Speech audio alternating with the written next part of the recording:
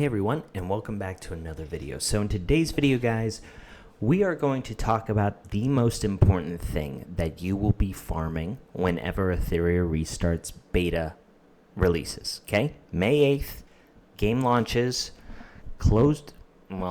open closed beta with a data wipe, and you guys are going to be going hard in the paint on specific content, and it's this content.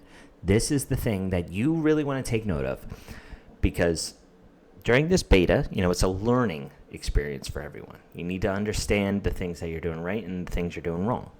I will tell you, though, that the most important thing that you are going to be farming is something called shells, okay? They kind of tie in to modules. The modules, which are farmed in Threshold here, 3 different bosses, those are your gear pieces, okay?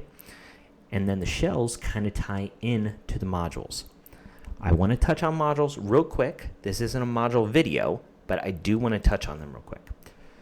So I had mentioned just like a brief skim over on my last video on why Etheria Restart's going to succeed about modules.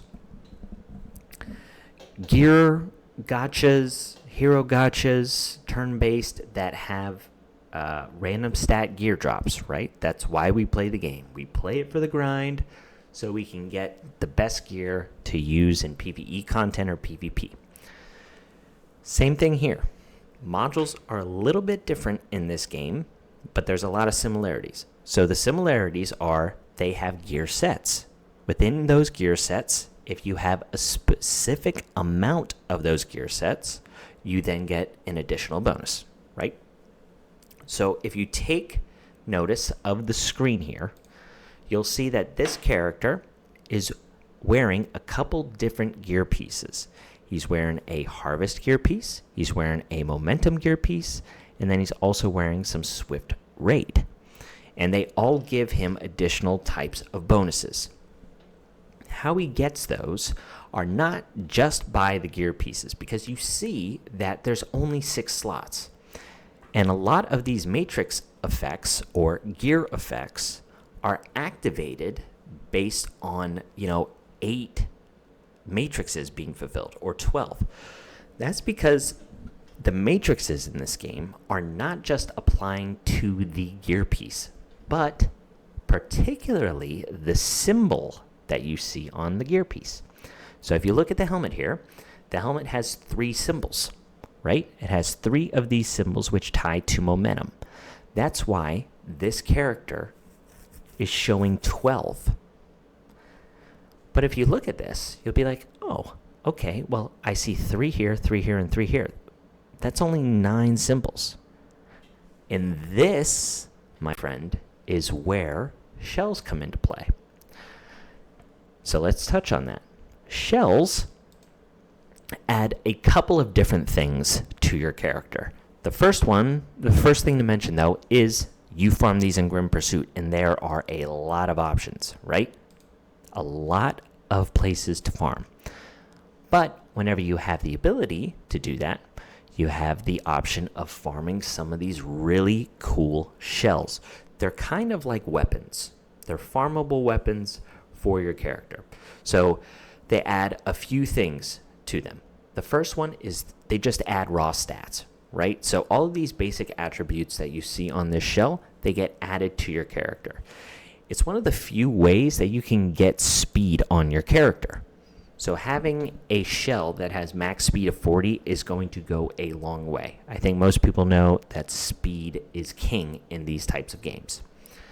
So they add raw stats, and they also add an additional skill. So, for this particular shell, its skill is for every 3 actions that the enemy units take. So, if an enemy unit takes 1 action, the next enemy takes an action, and then 1 more enemy takes an action, 3 actions, it increases your strike prep, which is the attack gauge in this game, by 35%. So, if they take 3 actions, your unit that has this shell equipped to it will get a 35% attack gauge boost. That's a great skill. So you get raw stats, you get an additional skill, you get passives. So you get these passive effects as well. These add even more stats. They can add attack percentage, HP percentage, flat speed. It's one of the few areas in the game that you can get more speed, because you can't get speed, ironically enough, on any of these modules as a main stat. That's kind of new or different, at least for me, coming from other gacha games. Usually one of these pieces has speed as the main stat. Not the case in Etheria Restart. So it's really important to get it on the substats, and it's extremely important to get it on the passive ability of your shell. On top of that, you also have some unique stuff on the third slot as well, like crit rate, crit damage, penetration, resistance, effect accuracy, things like that. So you get the raw stats, you get a unique skill, and then you get the ability to get 3 passives if you have the highest level of shell. Shells have different rarities, just like modules and just like characters. I don't think this surprises anybody. The higher rarity of your shell, the better the skill's going to be, the higher the percentage of passives, the higher basic attributes you're going to have, all those things. None of that should be surprising. And then how it ties into your module is, you see here, Lighthouse, this shell, also has matrix symbols. So this one shell can give you 9 additional matrix symbols. So I don't believe that this shell ties in to this module because it's different. Matrix symbols. However, the reason why this character on this screenshot is showing 6 for Swift Raid is because he has 3 module symbols here, and then he has 3 on his shell. On top of that, he has the additional 3 for momentum to get his momentum bonus here, because he only has 9 symbols here, so he has another 3 on his shell. And then the same thing with Harvest. Harvest here only has 6. So his shell also has 3 Harvest symbols, which gives him the 8 matrix bonus, where he just doesn't get the 10% attack, but then he also has, ignoring 30% of defense. So shells are huge, guys. They are huge. They add so much to your character. It's one of those things for me with this game where this is the chicken before the egg. I really believe that you are going to just farm the heck out of shells, and as you get the right shell, you will then base a character and their gear around that shell. But they are certainly the most important thing to farm, because if you have really good gear, but you just can't fit the right, matrix bonuses around it. You have great substats, it goes on that perfect character, but you just need those additional, 9 matrices that a legendary shell can get you.